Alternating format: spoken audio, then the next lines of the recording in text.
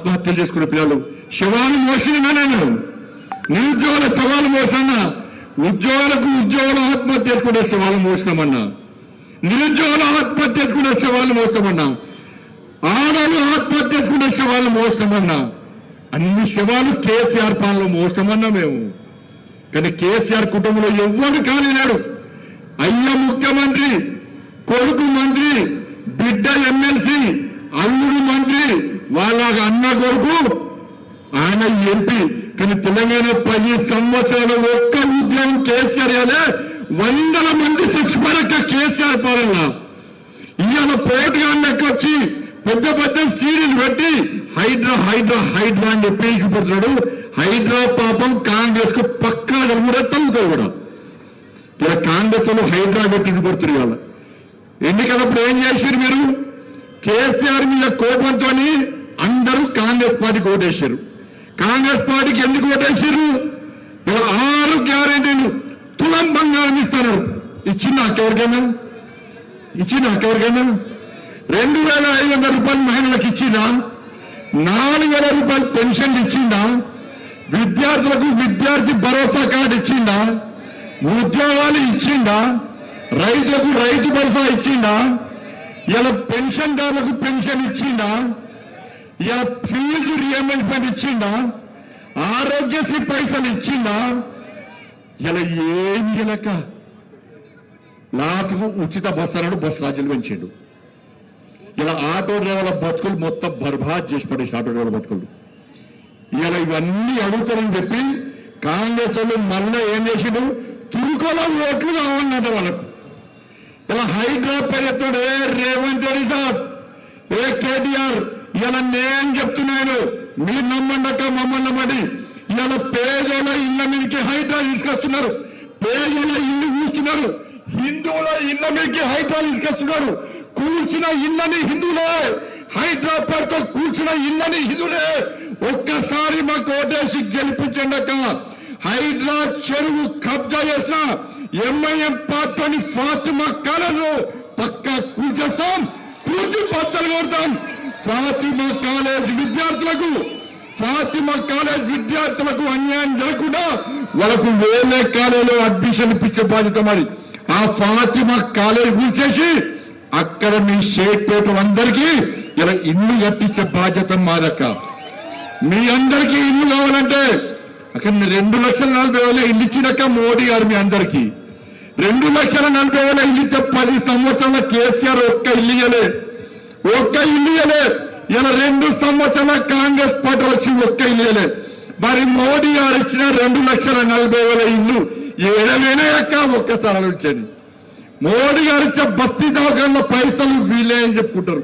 మోడీ గారు ఇచ్చే పెన్షన్ పైసలు వీళ్ళే అని చెప్పుకుంటారు. మోడీ గారు ఇచ్చే బియ్యం పైసలు వీళ్ళే అని చెప్పుకుంటారు. మోడీ గారు ఇచ్చే అన్ని సంక్షేమ పథకాలు కదా అంతకుముందు కేసీఆర్ చెప్పినాడు, ఇప్పుడు రేవంత్ రెడ్డి చెప్పుకుంటున్నాక ఇది ఎంతవరకు కరెక్ట్ ఒక్కసారి అంటారక. ఇలా జుబ్లీస్ లో గెలిస్తే మా కిషన్ రెడ్డి గారు ఢిల్లీ పోయి, సార్ ఈ షేక్పేటలో అత్యధిక ఓట్లు బీజేపీకి పడ్డాయి సార్, దీపక్ రెడ్డిని గెలిపించింది సార్, ఈ షేక్పేటలో సమస్యల పరిష్కారానికి నాకు పైసలు ఇచ్చారు చెప్పి మా కిషన్ రెడ్డి సార్ లొల్లి ఎత్తి పైసలు తీసుకొస్తాడక. ఇలా కాంగ్రెస్ వాడు ముఖ్యమంత్రి అంటున్నాడు, నన్ను కోసిన ఒక్క పైసా రాదంటున్నాడు. ఇలా బీఆర్ఎస్ అంటున్నాడు, నేను దోసుకున్న పైసలు నాకు రాగు, నేను ఎన్ని పైసలు ఇస్తా అంటున్నాడు.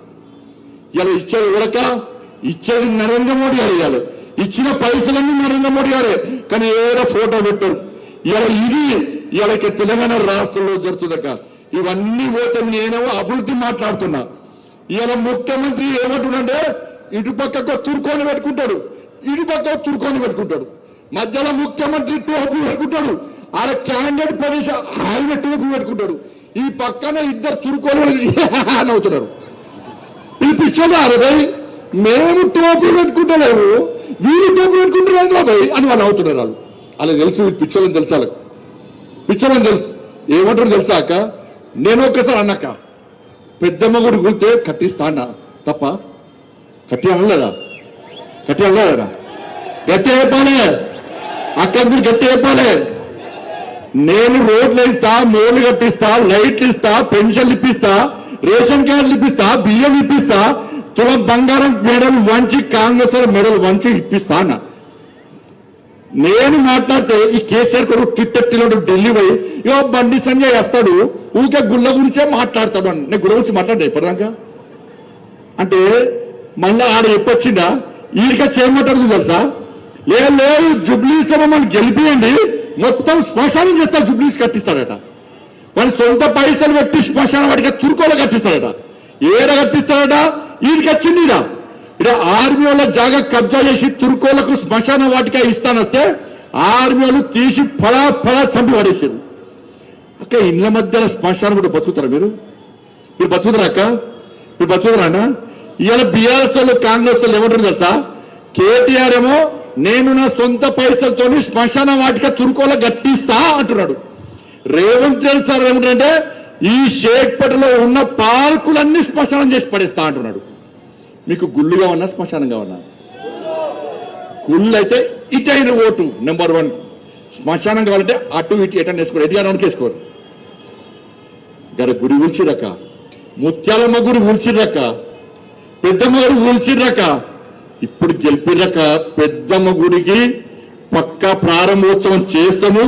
అయోధ్య నుంచి అర్చకులను పట్టుకొస్తా, అయోధ్య నుంచి అర్చకులు పట్టుకొస్తా పెద్దమ్మ గుడికి. అయోధ్య నుంచి అర్చకులు పట్టుకొచ్చడం కాదు, అవసరం వస్తే అమిత్ షా గారిని పిలిపించి పెద్దమ్మ గుడికి కొబ్బరికాయ కొట్టిస్తా. మరి ఈ గుళ్ళు కట్టలేమక్క. ఇలా ఆడ కూల్చి ముత్యాలమ్మ గుడి కూల్చే పెద్దమ్మ గుడి కూల్స్తే ఇవాళ మీరు కాంగ్రెస్ కి ఓటేసి గెలిపించారు అనుకో ఏం చెప్తాండి. ఇలా గోదావరి కన్నా 40 గుళ్ళక మీరు నమ్మురన్నా. నిన్న 40 మైసమ్మ గుళ్ళు కాంగ్రెస్ అని కూల్చేసాడు. 40 మైసమ్మ గుళ్ళు రాత్రి కూల్చాడక్క. ఇలా వార్నింగ్ ఇచ్చిన అధికారులతో మాట్లాడినా ఏ ఖబర్దార్ ఎవడైతే మైసమ్మ గుళ్ళని కూల్చిండో వెంటనే కట్టాల 2 రోజుల్లో పట పచ్చి కట్టకుంటే జూబ్లీసీ ఎన్నికల తర్వాత గోదావరి కడికి నేనే వస్తా, ప్రతి ప్లేస్ లో కొబ్బరికాయ కొడతా, గుళ్ళని నేను కట్టిస్తా అని చెప్పి ఇవాళ వారిని ఇచ్చినాక ఇలా గుళ్ళు కట్టించడం మేమక్క, శ్మశానాలు కట్టించడం వాళ్ళు. మరి హిందూ శ్మశాన వాటికలో నీళ్లు మనం చచ్చిపోతే ఏడాలి కాలేద్దామా అంటే ప్లేస్ లేదా, ప్లేస్ ఉంటే దాని నీళ్లు ఉంటే దానిలో కరెంట్ లేదా. ఇలా మన గురించి పడుచుకోరక్క. ఇలా తురుకోలు కొట్టాట. ఇలా ముఖ్యమంత్రి అంటున్నాడు కాంగ్రెస్ అంటే ముస్లిం అంటే కాంగ్రెస్ అట. మరి ఇక్కడ హిందువులు ఒక్కసారి గుండె మీద చేసుకుందరు. కానీ నేను చెప్తున్నాక తప్పుపై కాంగ్రెస్ గెలిస్తే కాంగ్రెస్ అరే వాడు మీ అందరు చంపుతాడక్క. 15 నిమిషాలు సమయం ఇస్తే మీ అందరు చంపుతాడు మేము పాటు తెలుసా మీకు? 15 నిమిషాలు సమయం ఇస్తే చంపుతానని తీసుకొచ్చి ఇవాళ వాళ్ళు సంకలేసుకొని తిరిగి వాని కోసం వీళ్ళ కోసం ఓట్ల కోసం తిరుగుతుంటే ఎట్లా ఓట్లేస్తారు కాదు. తప్పుపై కాంగ్రెస్ వాడు గెలిచిందనుకో తుర్కోల ఓట్లతోని గెలిస్తే ఇక్కడ పార్కులన్నీ కూడా కబరస్థానాలు అవుతాయి, మసీదులు అవుతాయి, దర్గాలు అవుతాయి. పార్కులని మీ బక్రీద్ పండుగ వస్తే మీ గల్లీలన్నీ కూడా రక్తపు టేర్లు వాళ్తాయి. మీరు వినాయక చవితి వేసుకోరారు, దసరా వేసుకోరారు, దీపావళి వేసుకోరారు, హనుమాన్ యాత్ర చేసుకొని ఎరుమని, శివాజీ మహారాజ్ జయంతి చేసుకొని ఎరుమని మిమ్మల్ని బొట్టు పెట్టుకుంటే ఈ ఏరియాలో తిరిగని ఎరక. అరే మొల్దారం ఉందన్న మనకు, మొల్దారం లేనంటే గంత ఆవేశం ఉంటే